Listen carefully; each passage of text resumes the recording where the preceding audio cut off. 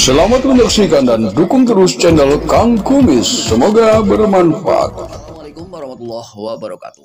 Kembali lagi bersama saya Kang Kumis. Pada kesempatan kali ini Kang Kumis kembali bersama sahabat semua, tentunya masih di channel YouTube Kang Kumis, channel yang tidak pernah bosan ya, membahas seputar kehidupan rumah tangga, mulai dari percintaan hingga masalah perselingkuhan. Nah, pada bahasan kali ini Kang Kumis ingin mengulas sedikit mengenai 9 ciri istri yang diam-diam selingkuh di belakang suami.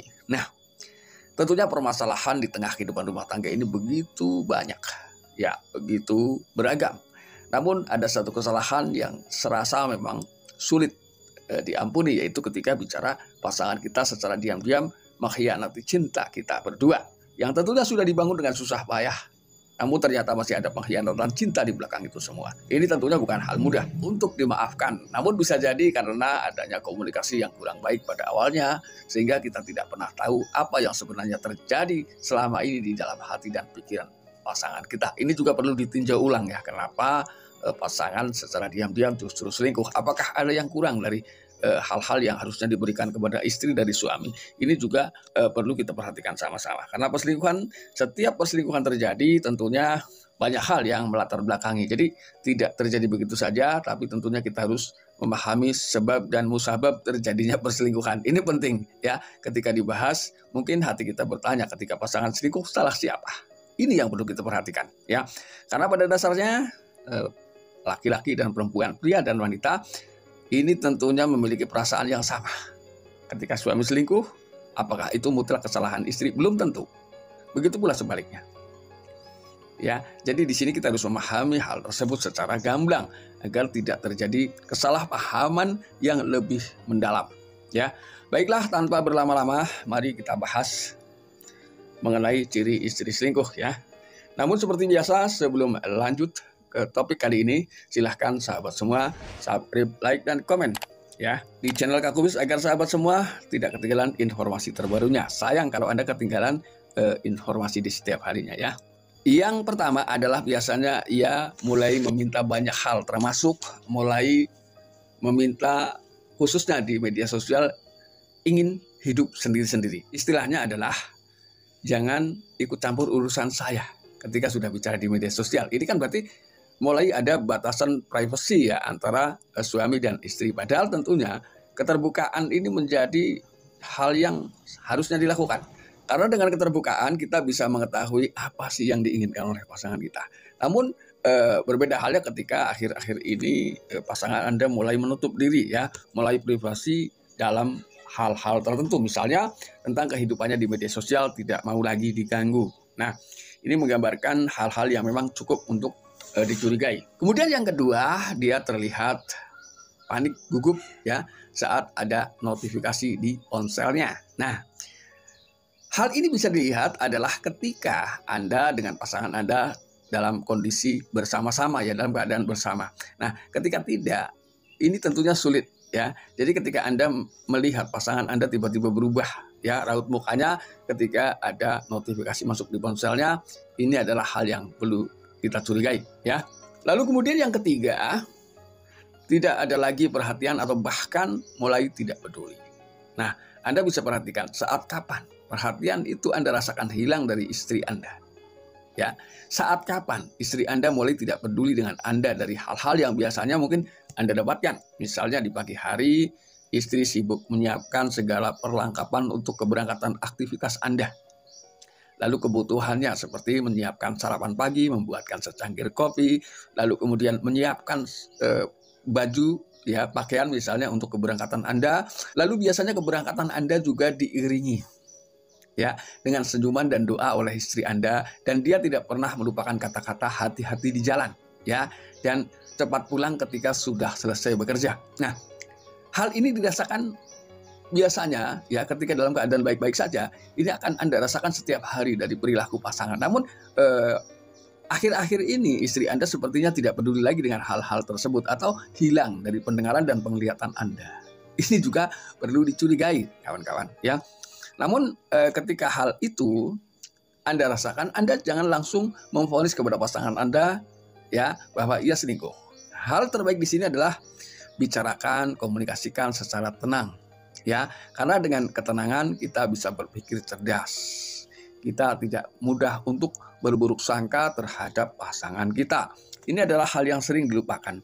Jadi ketika kita merasa ada yang tidak cocok, lalu kemudian tiba-tiba kita emosi dan menyalahkan pasangan begitu saja tanpa ada alasan yang jelas. Ini tidak perlu dilakukan ya. Tapi cari tahu dengan penuh ketenangan tanpa ketegangan. Nah, lanjut ke poin 4, yaitu dia lebih sering bersolek ketika hendak keluar rumah dalam waktu yang cukup lama. Nah, ini. Jadi ketika dia bersolek setiap hari, walaupun dia tidak keluar rumah, dia tetap bersolek. Ini berarti dia memang bersolek untuk Anda. Nah, lalu kemudian ada hal yang cukup janggal ketika dia sudah bersolek, cukup cantik, sudah memakai baju yang paling bagus. Namun ketika dia ingin keluar rumah, justru ia enggan ditemani oleh Anda. Dan bahkan ditanya tujuannya hendak kemana, ia mulai berbelok-belok alasan. Ya, jadi Anda perhatikan, ya, ketika Anda curiga dengan pasangan Anda dengan hal yang demikian itu, coba Anda tanyakan lagi di hari berikutnya dengan pertanyaan-pertanyaan yang serupa. Nah, apakah jawabannya masih sama? Karena kondisi psikologis seseorang di setiap harinya jelas tidak sama, ya. Mungkin ketika dia dalam kondisi tenang, pada akhirnya ia akan jujur kemana ia pergi. Namun ketika ia dalam keadaan tertekan dan hanya semata-mata untuk memenuhi ambisi pribadi kepergiannya, ia akan tertutup. Karena dengan berbohonglah ia bisa membela diri. Lalu kemudian yang kelima, ya kalau bicara tentang handphone, ya ponsel, ini semua orang punya. Namun ada kalanya ia memang begitu fokus, begitu memperhatikan ponselnya. Artinya penggunaan ponsel di hari-hari berikutnya, ia akan lebih fokus ya. Ia akan lebih banyak bermain di media sosial dibanding sebelumnya. Nah, ini tentunya adalah hal yang perlu dicurigai. Ada apakah gerangan? Kenapa dia tiba-tiba lebih konsentrasi di ponselnya? Lalu kemudian hal yang keenam, lebih banyak menuntut. Nah, ini juga menggambarkan bahwa barangkali selama ini kita kurang maksimal memberikan banyak hal. Dari kasih sayang, dari finansial.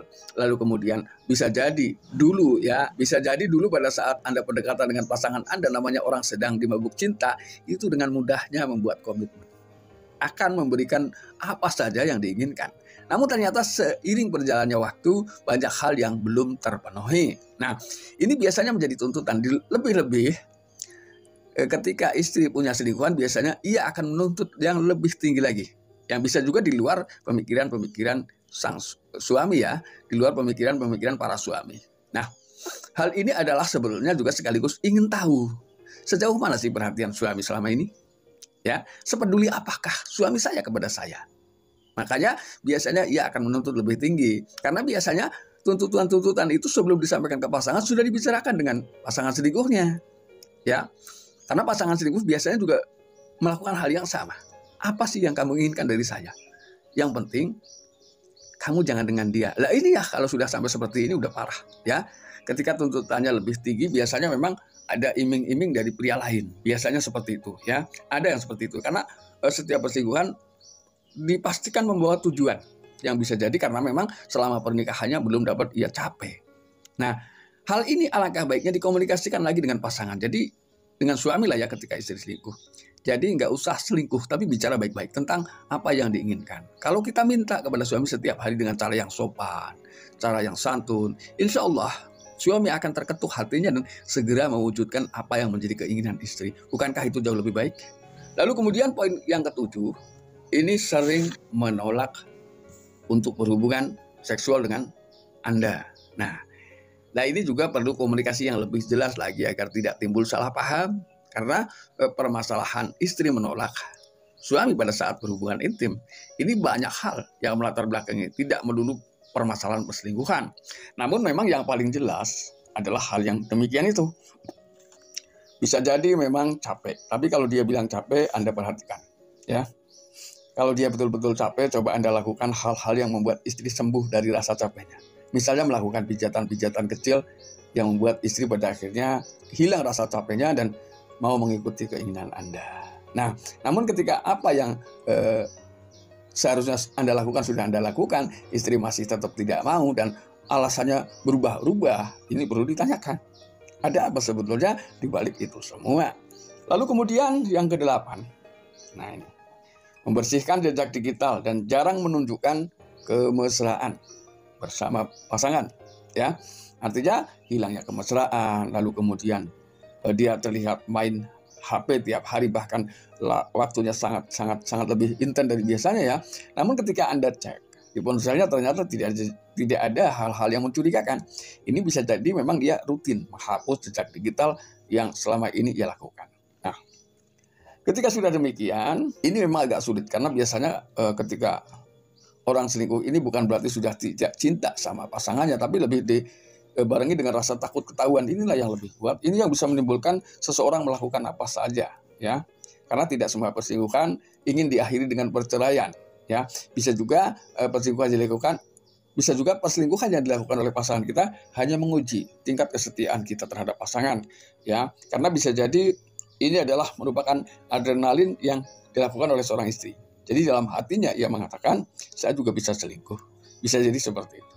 Nah, dengan cara itulah bisa jadi karena tidak semua perselingkuhan berakhir dengan perceraian, dan bisa jadi setelah mencoba dengan melakukan perselingkuhan ini, keluarga akan menjadi lebih baik juga. Ada yang seperti itu. Ada juga kok yang misalnya terdengar seantero melakukan perselingkuhan, namun tiba-tiba ia justru hamil. Ini tidak sedikit ada yang seperti itu, ya.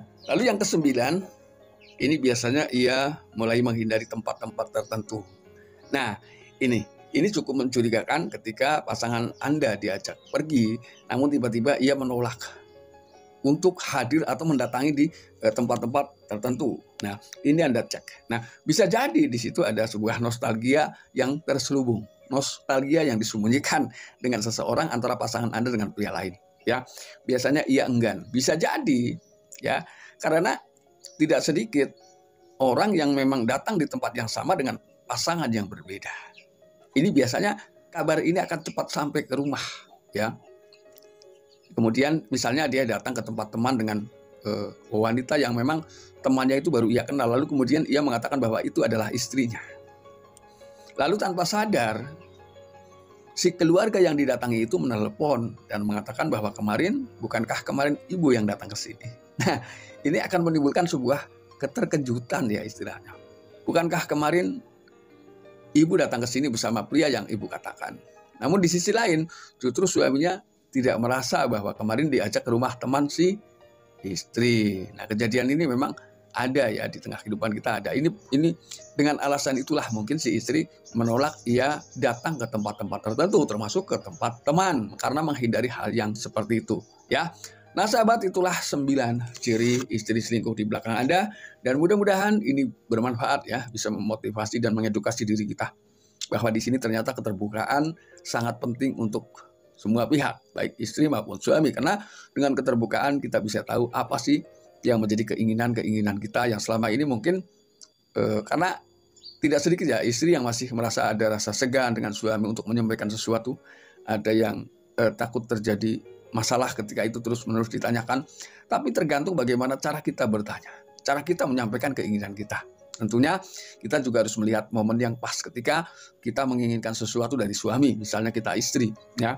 Misalnya di saat-saat berdua di kamar, dan usahakan hal-hal seperti itu, ya. Itu anak-anak jangan sampai tahu ketika permintaan yang memang bersifat lebih dewasa.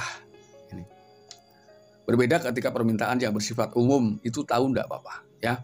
Mudah-mudahan bermanfaat, dan akhir kata salam harmonis bersama Kang Kumis. Wabillahi taufiq wal hidayah. Assalamualaikum warahmatullahi wabarakatuh.